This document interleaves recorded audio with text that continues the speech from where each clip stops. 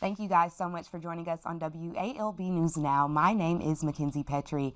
Today, I'm actually joined by the Department of Public Health, who has more on a rise in syphilis numbers that we've seen since 1950. Actually, the year of 2022 saw the highest number of syphilis cases since 1950. So Kristen Patton is standing by with more on that subject matter. Kristen, how are you doing today? Hey, Mackenzie, I'm good, and thank you so much for having me on. So, like you said, we have seen an increase in syphilis cases nationwide, and unfortunately, we've also seen that increase in our district. Got you. So yes, that could be very concerning. So a recent report showed that syphilis cases surpassed 207,000 in 2022, which is a 17% increase in the United States since 1950, according to that data release. Do we know why this is so? What can people do to reduce this number? One probable factor is that we have had a shortage nationwide of the medications that are used for syphilis treatment.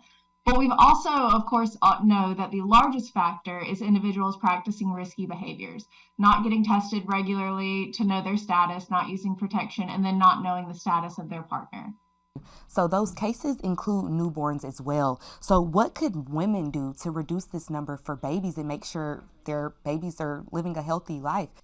So, women have seen the largest increase in cases, and that unfortunately does lead to an increase in congenital cases or cases that are present at birth.